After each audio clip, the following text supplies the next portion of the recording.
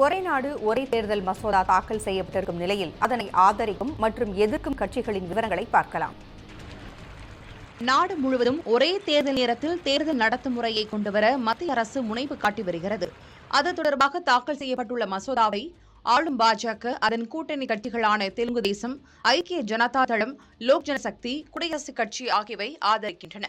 சிவசேனாவின் ஏக்நாத் ஷிண்டே பிரிவு, அஜித் பவாரின் தேசியவாத காங்கிரஸ் கட்சிகளும் ஒரே நாடு ஒரே தேர்தலுக்கு ஆதரவு தெரிவித்துள்ளன. தமிழகத்தைச் சேர்ந்த பாமக, தமிழ் மாநில காங்கிரஸ் உள்ளிட்ட கட்சிகளும் ஆதரவு தெரிவிப்பதாக கூறப்படுகிறது. காங்கிரஸ், திரிணாமுல் காங்கிரஸ், சமாஜ்வாதி, சிவசேனாவின் உத்தவ் தாக்கரே பிரிவு, சரத்பவாரின் தேசியவாத காங்கிரஸ், ஜார்க்கண்ட் முக்தி மோர்ச்சா, ராஷ்டிரிய ஜனதா தளம், தேசிய மாநாடு கட்சி இந்த மசோதாவிற்கு எதிர்ப்பு தெரிவிக்கின்றன. தமிழகத்தில் திமுக, மதிமுக, விசிக, இடதுசாரிகளும் ஒரே நாடு ஒரே தேர்தல் திட்டத்திற்கு எதிராக உள்ளன.